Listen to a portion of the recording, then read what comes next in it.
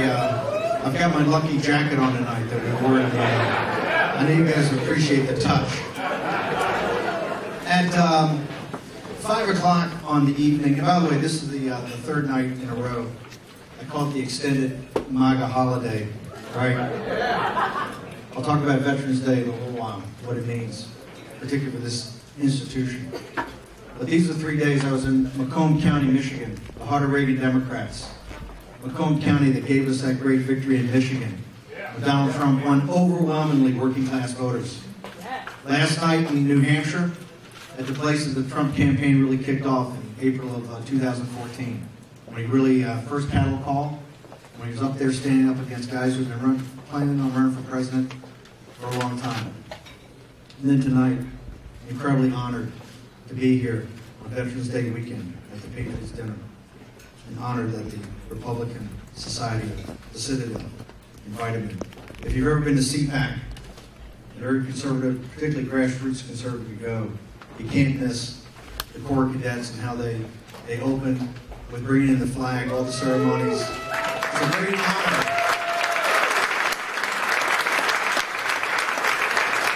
You can't imagine how these guys represent you. It's incredible. So squared away. At 5 o'clock on the 8th, I'll take you back a year, Jared Kushner and I were on in what we call the crack den, which was this beat up place on the 6th floor. We had this data center, no heat, no paint, a chip floor. And we got the first exit polls, okay, from the opposition party, right? The exit polls had us even in Iowa, I think even in Ohio, and getting blown out in every other state, right? Jared had the good common sense to call, I think it was Matt Drudge, called Drudge, and Drudge said, just call for me, don't pay attention to it, right? They're wrong. At 9:15 at night, the Detroit Free Press called the state of Michigan for Hillary Clinton.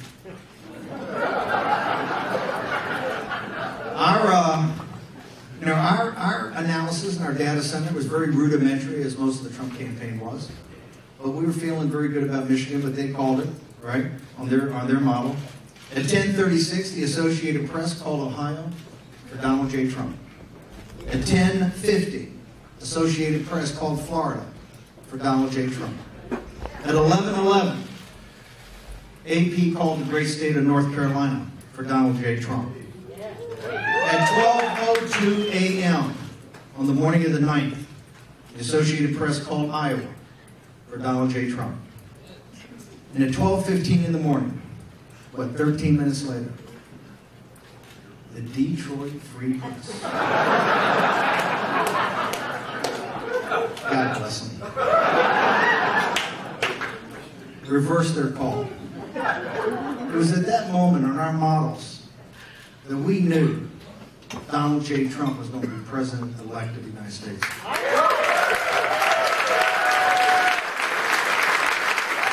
And while I had the opposition party, while I had the corporate media got it wrong, their algorithms were right for what they thought the makeup of the voters were going to be. They hadn't thought of Macomb County, they hadn't thought of Western Michigan, and they hadn't thought of places all over this country with working class people, the backbone of this country, that finally came out and had not come out since Ronald Reagan to vote for a Republican candidate. At 1:35, the Associated Press called Pennsylvania for Donald J. Trump. The graveyard of Republican campaigns, and we were told for day one, no Republican could win. At 12:29 a.m., Associated Press called Wisconsin. And 60 seconds later, the Associated Press called the entire election for Donald J. Trump.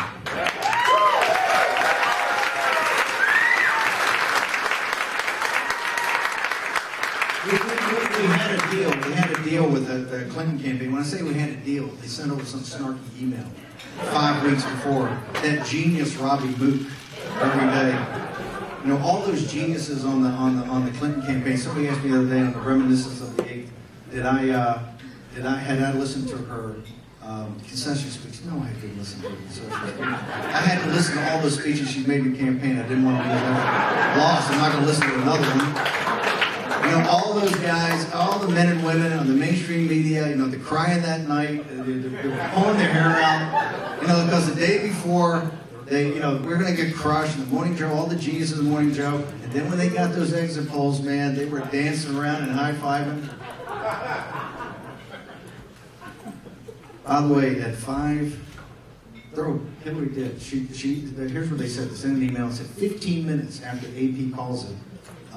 We'll call, if it calls it for you, we'll call with a concession, and then you can go up. If not, we'll send it in 15 minutes, but we're going to walk up and give us a victory speech. Because they thought that since President Trump was closing with the rigged system, they didn't think that we might concede.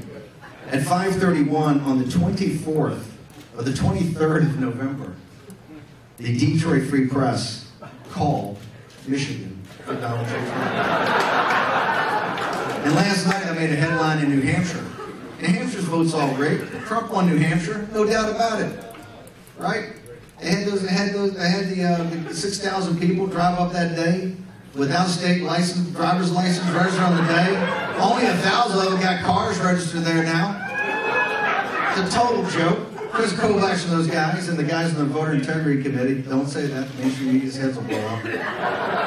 So look, we won 306. 2 faithless electors decided not to vote for Trump. That was sweet. But it's 306 in my book. 4 more, 310.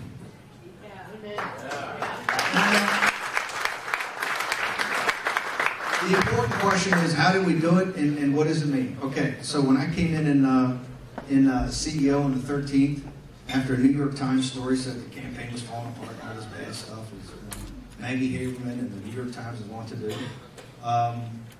President Trump, I think, was roughly 12 to 16 down, double digits down just about every battleground state. I think it was like 70 on the generic ballot. You got to be at, I think it's 90. 9 out of every 10 registered Republicans have to vote for him to become president. I think he had 70 or something, some low number. Historically low, they told me. And the reason was a lot of Republicans didn't think he was Republican. Right? So how do we do it? In 85 days, how do we do this? It's real simple. It's called unity. It's called coalition. Right? Only thing I told the president when I took the job, I said, look, it's real simple. Forget all these polls. They're not relevant. Totally irrelevant. So the only couple of numbers are relevant, and my good friend Pat Cadell, sitting right here, a Charleston resident.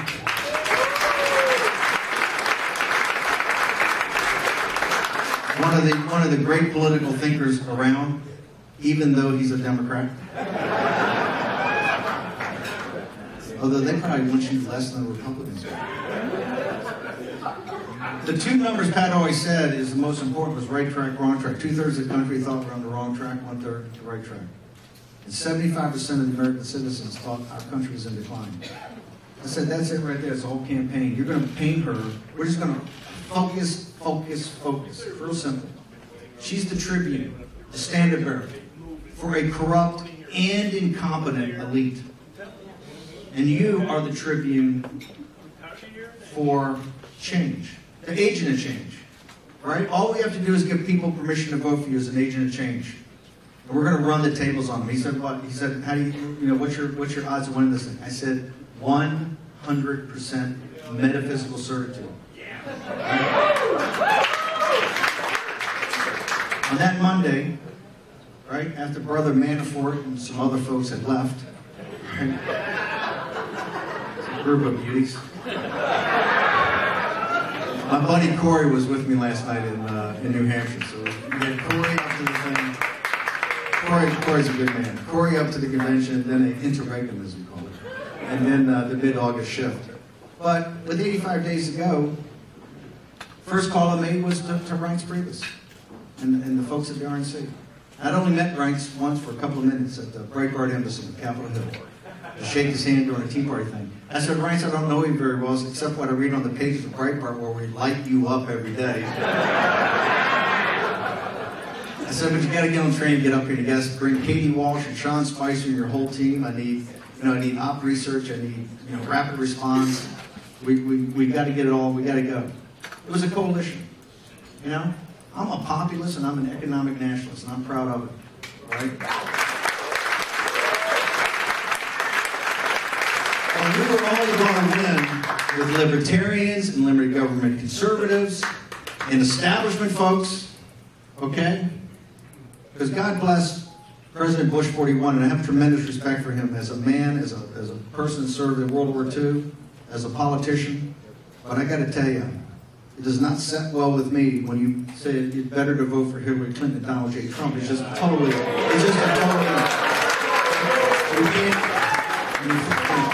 can't defend that. It's totally different. We disagree on a lot, right? A lot of people in this room, we disagree, and sometimes we disagree on important things. But on the fundamentals, on the general direction, we agree. It was that coalition, and we have to continue to remember that. It was that coalition that won the single greatest come-from-behind victory in American political history.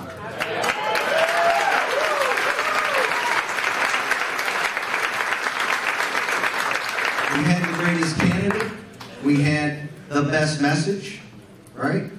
They raised, I think, $2.2 billion. I think we raised $600 million. We had no TV ads up. But what we had was the understanding that we had what in the digital age is the most important thing. We had a candidate with total authenticity versus a complete phony. Right? Here's what a phony is. She just wrote another 900-page book. Right? Didn't she just write a 900-page book? And by the way, this is just a way to compensate her. Why don't the publishing companies, big media companies, just trade her a big check and say, don't write any more books. Just give her another $10 million.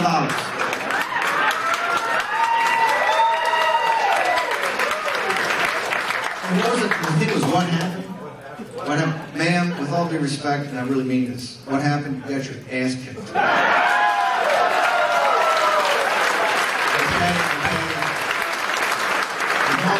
Get up on CNN anymore. I was just kidding.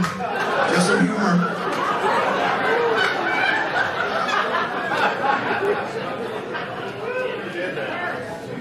It was a coalition, right?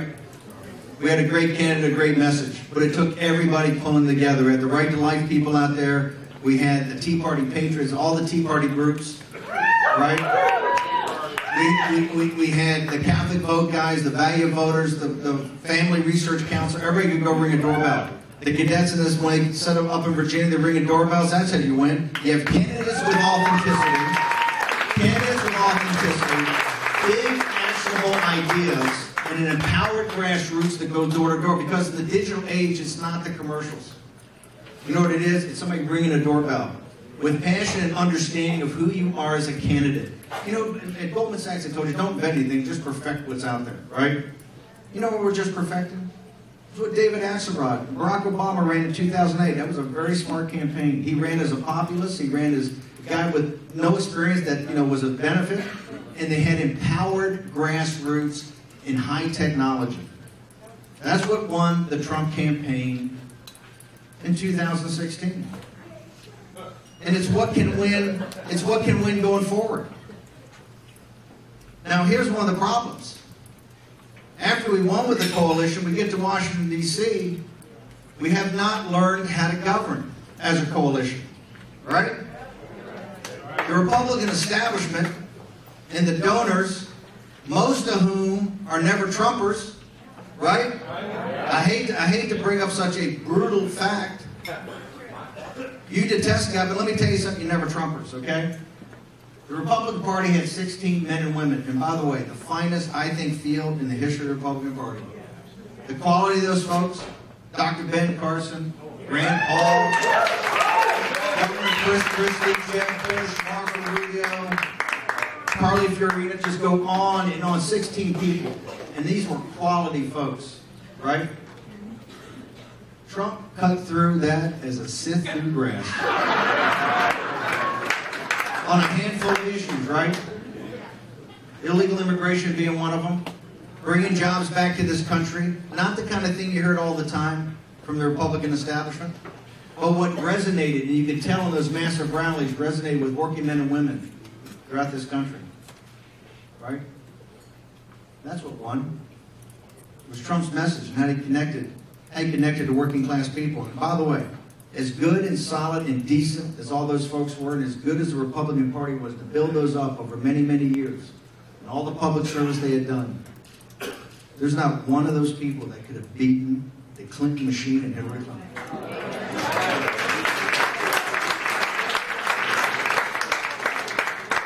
I can tell you, being the CEO of the campaign, right? We won at 2:30 in the morning. Hillary Clinton made that call. Next morning I went in, I think it was like 7, 8 o'clock. And I can tell you, it was the hand of divine providence that won that. We were an island of misfit toys, okay? Trump looked at me that morning, I had this bomber jacket on, I hadn't shaved in a week, I had my hair down to here, greasy. I don't think I'd bathed in 3 days. And I'm his CEO. They talk about mainstream media, Anderson Cooper's head's blown up, they're talking about, Russian collusion, they got Russian. We couldn't collude between the RNC, the Trump campaign, and the state of Pennsylvania.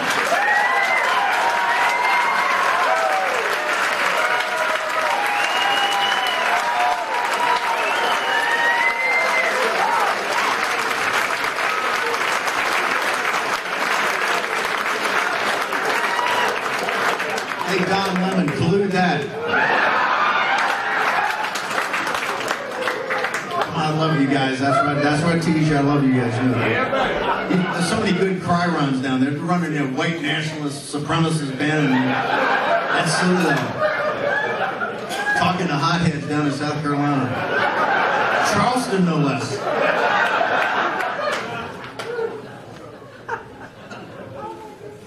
So what happened?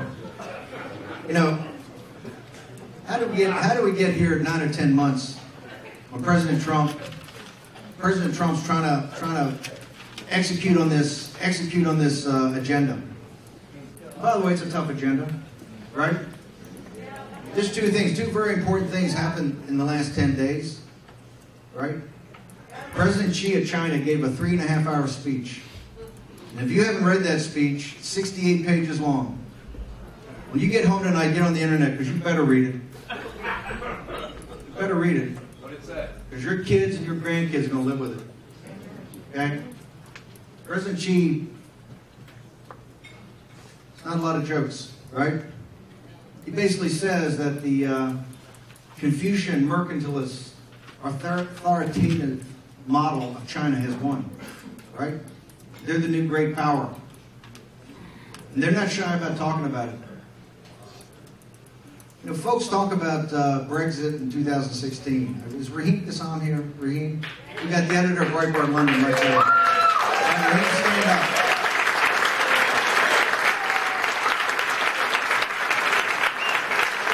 We started Breitbart London back in 2013 because we thought something was going on in Europe. We could see this United Kingdom Independent Party. Nigel Farage, and I said, that thing looks like a professionally run Tea Party. We're going to see what's going on over there. We got Raheem and some guys from the Daily Telegraph and set it up. And we kind of hit it every mark going down there. Right? We actually moved our radio show at Sirius XM over there for 2 weeks. And we have a whole Breitbart vertical, Breitbart London vertical, every day. Right? And when Brexit happened, Nigel Farage went on BBC the next morning and said, if Breitbart London had not been created, there had been no Brexit. We didn't have a media outlet. We didn't have a platform to tell our story. But here's the point, is that Brexit was the canary in the mine shaft. Right, by the way, I got to tell you one mainstream media thing. Trump, you guys are rubes and, hobbits and deplorables. This is a whole room full of deplorables. I can feel it. I came down to Citadel and did the Patriot Dinner speech, and a Trump rally broke out. All these geniuses at the mainstream media on the night of Brexit, Raheem remembers this, CNN's on there, and poor Don Lemon couldn't get a guest could even pronounce Brexit. They kept saying Nigel Farage or something, right? Couldn't even pronounce it. All these people know so much. But Governor Bryan down in Mississippi had a rally, and we had Nigel Farage introduce Donald Trump, and there's 10,000 people down there, and they're yelling and screaming. And the next morning, Morning Joe, they go, boy, what a bunch of idiots. They had a guy from England open for Trump, and clearly nobody knew him. I said, did you see the standing ovation for Nigel? Heck, we took him down to Judge Moore down to Fairhope, Alabama, in a barn with sawdust on it. And every guy in there, bib overalls, big hats, knew Nigel Farage. Why is that? Because the working class people, middle class people and his folks are serious about what this country, where this country's going. And they will go to Breitbart London, and they will read about what's happening. They understand Brexit. They understand that those citizens over there try to take their country back, right? And the establishment every day right now is fighting them, right? They're not going to give you can vote it, they're not going to give you your country back. You've got to take it back.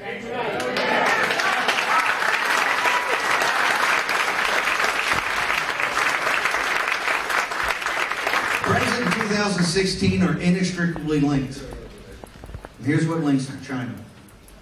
It's exporting Chinese deflation and Chinese excess capacity.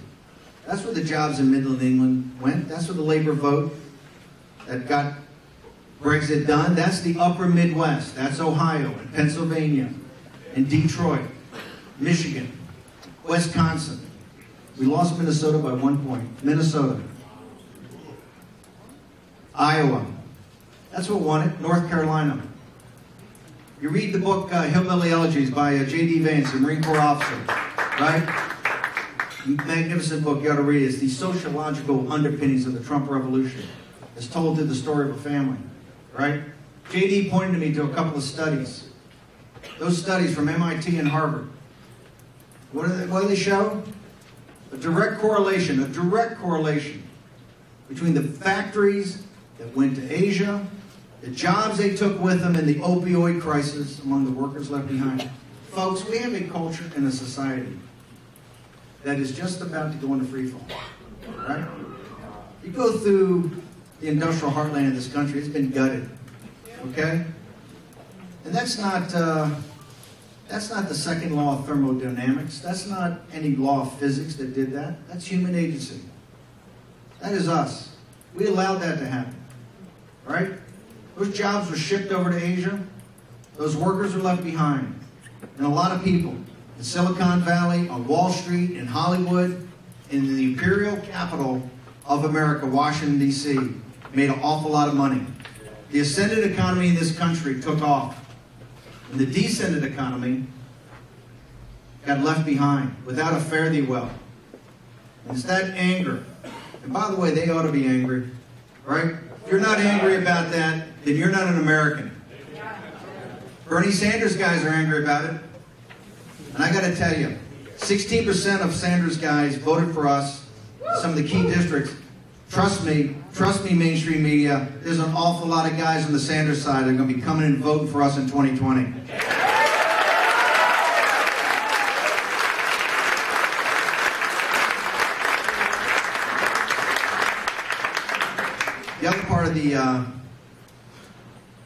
The other part of the study, the other big event that happened besides President Xi's speech was this study that came out from Brown University the other day from the Watson Center.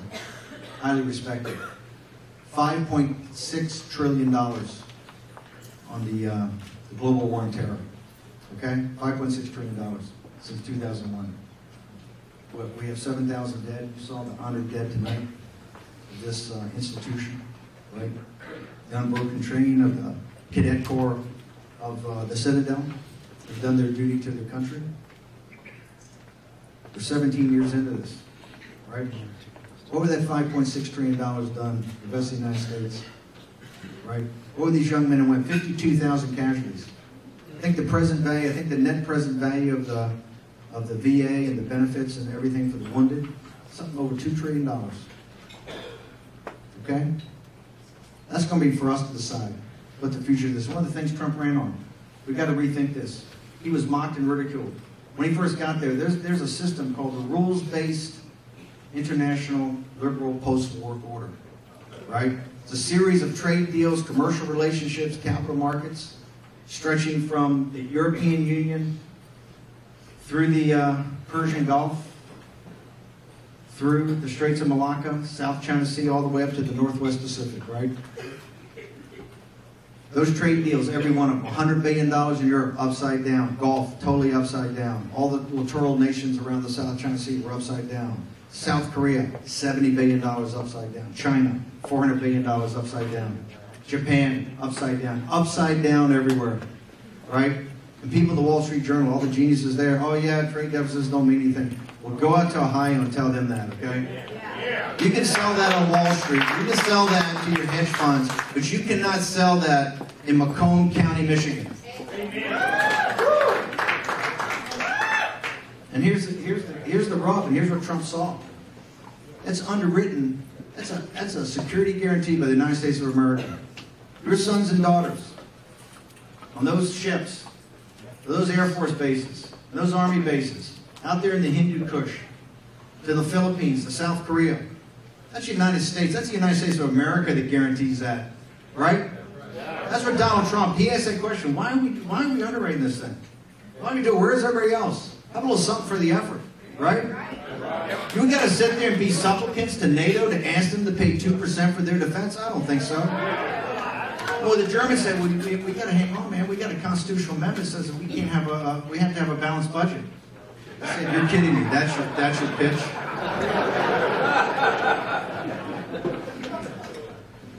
This is how great powers collapse, right? It's unlimited commitment, right? From the people that get the least benefit from it. All those factories and jobs left, what are they to do? Have service jobs? And then have the kids, sons and daughters go in the military? And they'll go in the military, the most patriotic people, most decent people.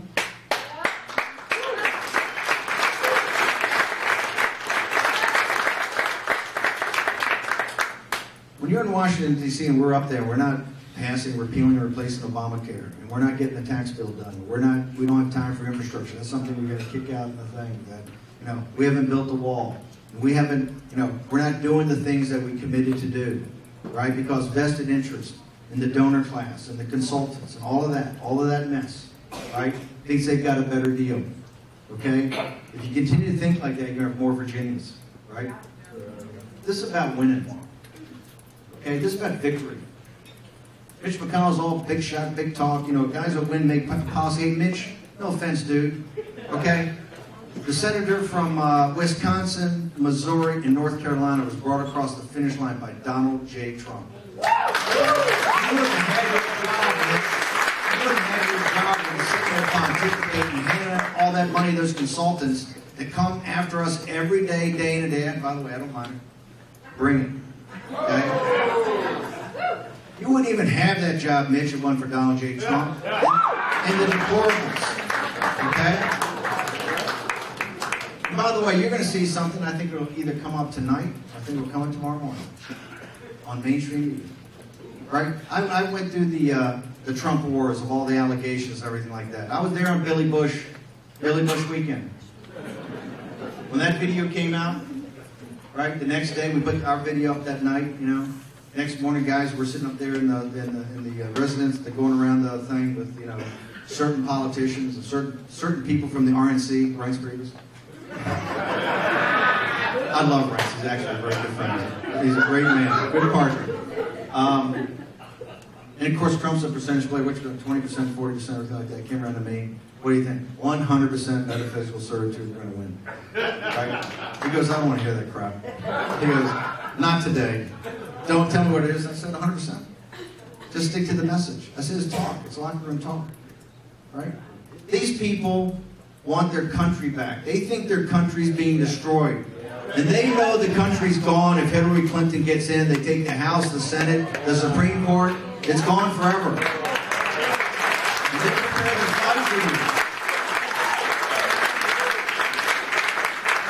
These folks down here know. Lieutenant Governor Bryant, Catherine Templeton, they know. Politicians here. Campaigns, you got to have the logistics and the strategy and all that stuff. You got to get that right. If you don't get that right, you're not going to get close. But every campaign, I've never worked on a campaign in my life. Never been in a campaign office. I can tell you one thing. It's like the military. It comes down to one or two decisions. You make the right decision, leads on to victory. You make the wrong decision, leads on to defeat. That's why they say Hillary Clinton's so smart. I don't think she's so smart. She can't make a decision when the moment counts. That's smart. Right? When the pressure's on, I'll guarantee you she will make the wrong decision. That's why I knew we'd beat her. I knew she was going to make bad decisions. And Donald J. Trump makes smart decisions. Yes. Donald J. Trump said, I'm going to go in the elevator and go out and see the deplorables out on 5th Avenue. I said, let's have a rally. Let's go to the Hill and get 1,000 hammerheads and red hats, right? Get the deplorables there. I did as kind of a insurance policy on that Friday afternoon when the video came out, arranged for the women who the sexual predator Bill Clinton, right, had attacked throughout his life, and had them come to St. Louis where the debate was. Right? Yeah, because I want to make a big contrast. Because mainstream media never did it, never really compared and contrast, right? This was Donald Trump's talk, locker room talk, which he admitted was locker room talk, right? Versus Bill Clinton's actions, right? His actions as a sexual predator, right? By the way, President Clinton lawyers, my name's Stephen K. Bannon. You can track me down anytime. I want discovery in that lawsuit, brother.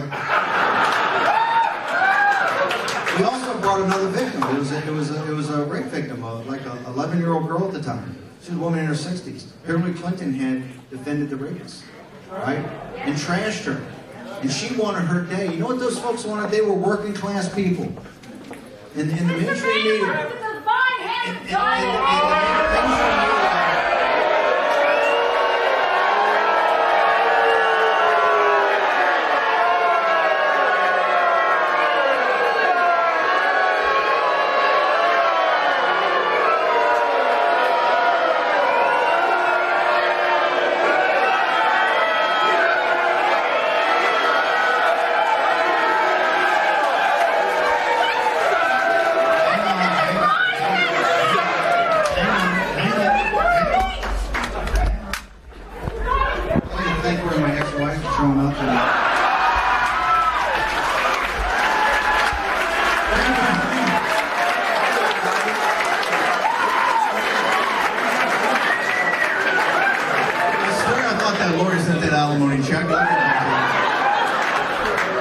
You're a good girl. You have the right for free speech outside.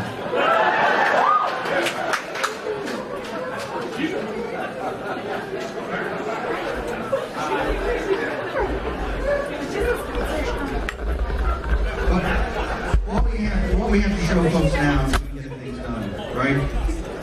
2018 is rolling up on us. And I would love to tell you all that, we could wave a magic wand and we could, I could pat you on the head, or President Trump could. It's all going to be better, okay? In the future, in years to come, we'll always celebrate November 8th and 9th, the day that we actually were designated as the victor, as MAGA days. And remember those that come from behind victory. And remember what President Trump did is he drove it home day in and day out, 7 rallies, 8 rallies in front of thousands and thousands of people. A guy 70 years old. Let's talk about Trump for a second. 70 years old, worth what, 4 or 5, I don't know, $6, $7 billion, okay? He had a lovely wife, a great family. A time in life he's buying championship golf courses and putting them in the open rota over in England. He's doing something that his whole life he wanted to do. And he ran for President of the United States. You cannot believe the politics of personal destruction they came after him with. What you saw on the surface is not even close to what we saw. Donald Trump ran for President of the United States, and these people say he's a narcissist, he did it for his ego. He did it. He didn't need to do this. He didn't need to have his family destroyed. He didn't need to have himself destroyed. You know why he did it? Because he loves his country.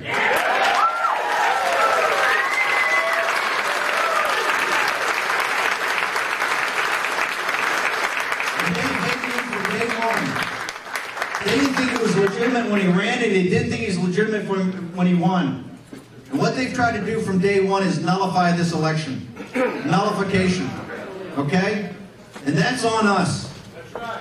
Okay? This is coming down to one very simple thing. Is the 2016 election going to stand or is it not going to stand? determine is the people in this room. Okay? I left because when I left, I said, the Republican establishment is trying to nullify this election. They have 3 committees on Capitol Hill. House Intelligence, Senate Intelligence, Senate Judiciary, with open mandates, looking at everything. I have no problem, trust me, of people taking a legitimate look at whether Russia affected the election. No. You guys had a terrible candidate and she lost it. Okay?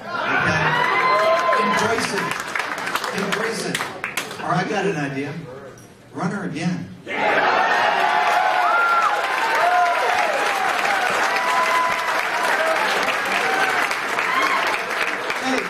let's hit the glass ceiling. Come on.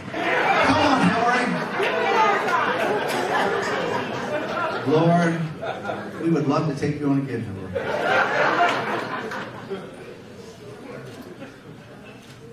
We have to stop this nullification process. I'm not saying fire Bob Mueller. I was the guy that said don't fire Comey, right? Bob Mueller, he's a special counsel. I said that was coming. If he's going to do a thing, yes, he should look at any collusion, look at it thoroughly. Let's put a time frame on it. Let's shut these other committees down or have them do the reports, right? Last time I looked, didn't the Republicans control the House and the Senate? If Hillary Clinton had won, would Chuck Schumer and Nancy Pelosi have 3 committees up there investigating her? By the way, doesn't Adam Schiff, like right now, run the House Intel thing? And Mark Warner, who happens to be running for President of the United States in 2020, runs the Senate Intel? Do you think that Nancy Pelosi and Chuck Schumer would allow that to happen? No. You know why? They're serious people. Right? That's one of the many bones I got to pick with Mitch McConnell. Okay, I don't hear you happy talk. Right? You set a time limit on it, tell them what time they got, how much money, and then shut it down. Every day they don't, and shit comes out of these leaks. They're telling you what they think. Now, on Billy Bush weekend, when the president waved it off and got focused and went to, I think it was St. Louis. The second debate I thought was his best debate, the town hall. Thought he was pretty dominant, did a great job, right? The women showed up, we almost had a fist fight beforehand because we wanted to put him in the VIP thing, right? Oh my Lord, did the Clintons, Bill Clinton, you should have seen the look on his face. Yeah, Hillary was rattled too. I got you guys, didn't I? God, that was sweet. But those folks had a right to question Clinton, I thought. We've seen this here the last couple of days. I think there's a mainstream media. I think you're going to see Judge Moore said today that they're finding some collusion going on in the stories about Judge Moore, right? And I think you're going to find in the mainstream media either tonight or tomorrow. I think there's going to be some pretty interesting stories about how that information got dropped and who paid for it and who weaponized it, right? Is it just a coincidence that the Bezos, Amazon, Washington Post did the Billy Bush hit, and they did the hit on Judge Moore? Yeah, just a complete random thing in the universe, right? So I think you'll see tomorrow. Look, like with Donald Trump, I said, when I stand with a man, I stand with him, right? And I told Trump that day, you got a 100% chance. Just focus on what's important. Until I see additional evidence on Judge Moore, I'm standing with him.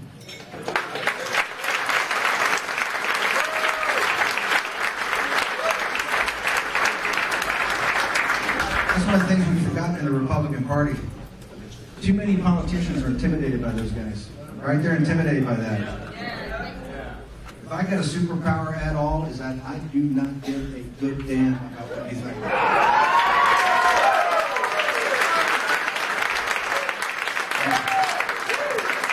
Jeff Zucker's right next crime around right now, misogynist Bannon. Well, here's what a misogynist is. My oldest daughter is a graduate of the United States Military Academy at West Point, and she served as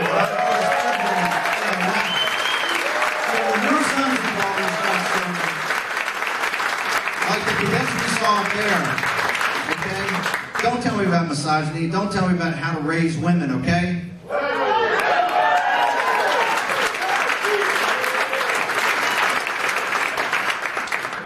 daughter will be after. She's a lot tougher than I am. President Trump's had I think he's had a great run and a tough run. But we have to have his back. The tough stuff hadn't even started. You think this tax bill, look, it's like the biggest lift the House and the Senate ever did to cut our taxes, right? If that's the biggest lift you got to do, guys, when you couldn't repeal and replace Obamacare, somebody's got to get focused. Mitch McConnell said some article the other day said, how effective is Bannon? You look at all this great stuff Mitch McConnell's doing. They're working 6 days a week. They're going to work over Thanksgiving. They passed the budget. They got this tax thing out there. Note to self, it all started when we started getting Mitch's grill. That's the only thing they understand. The only thing they understand is the hammer. This country's in a tough fix. Go back and read Cheese. Read all 68 pages. Read all 68 pages and think about it. Right? Think about what those 10-year-olds, you go home tonight, either your kids or your grandkids, 40 years from now, when they're having the Patriots Day dinner, what this country's going to be. And I'm a big believer in the cycles of history theory called turnings. We're in the great fourth turning in American history. We had the Revolution, the Civil War, the Great Depression, and World War II. They happen about every 80 to 100 years. We're in the great fourth turning right now. We come through this turning, we're going to be one thing or the other. We're either going to be the country that was bequeathed to us, or we're going to be something radically different. And if you want to see how radically different we're going to be, don't look at, I'm from Virginia, don't look at the Confederate monuments. Go up to New York City. Look at what they're throwing on Columbus. Look what they're throwing on Teddy Roosevelt. Right? That's what you're going to have. And worse. A lot worse. Now, I don't mind those protesters out there. They got every right to do it. They got every right to work. By the way, in Virginia, they outworked us. Okay? So more credit to them. They were better organized, better focused, and they were angry. It's time for us to get angry again. November 8th is just one day. You're going to have to work every day on this. And it's not Trump, and it's not Laura Ingraham, and it's not Sean Hannity and Rush Limbaugh, Catherine Templeton, Lieutenant Governor Bryant, no. Steve Bannon, it's you. If we get through this, it's because of you. The hobbits and the deplorables. It's on your shoulders. Right? If you gave me the choice between being governed by the first 100 folks that came in here tonight, or the top 100 partners at Goldman Sachs, I'd pick the 100 folks, first 100 folks. You know why? You get more decency, more grit, and more determination, and a better understanding of people. But in this fourth turning, this goes back, I didn't know we were going to have this film tonight. It's very moving, right? But what this institution stands for. Remember, tomorrow is what, the 11th hour, the 11th day of the 11th month. The guns went silent. And they thought they were going to go silent forever. What it was the end of the opening act in the bloodiest century in mankind's history. You got to understand something, folks. They look back on that century 500 years from now, they're going to think it was a dark age. The barbarity, the inhumanity. What was it, 280 million people killed, we think?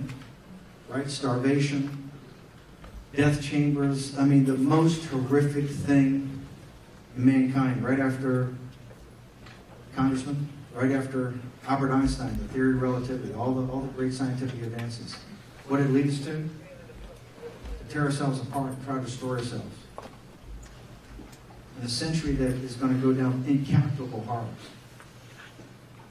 In this century, how have we started it off? And what lays before us? Edmund Burke, the great conservative philosopher, had this thing called Burke's Compact. That we owe as much to those that came before as we do to future generations. We're just here in a period of time. Human agency. Divine providence put you here for a reason. I want you to think about that. Think about those kids tonight. Right? Young men and women.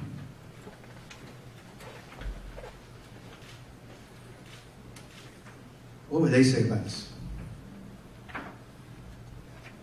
There was the hurricane, they had a study that came out a couple of weeks ago, I think it was one in Houston. 50% of the households in this country can't put their hands on $400 in cash for an emergency. You think the Revolution, Civil War, World War II, these kids, think they died for that? That's a question we got to ask ourselves. That's the standard we have to hold ourselves to. All this nonsense in Washington's got to stop. They say, Bannon, you're too angry. You're angry all the time. You're damn right I'm angry. This has got to stop. And Mitch McConnell's got to go. Thank you very much.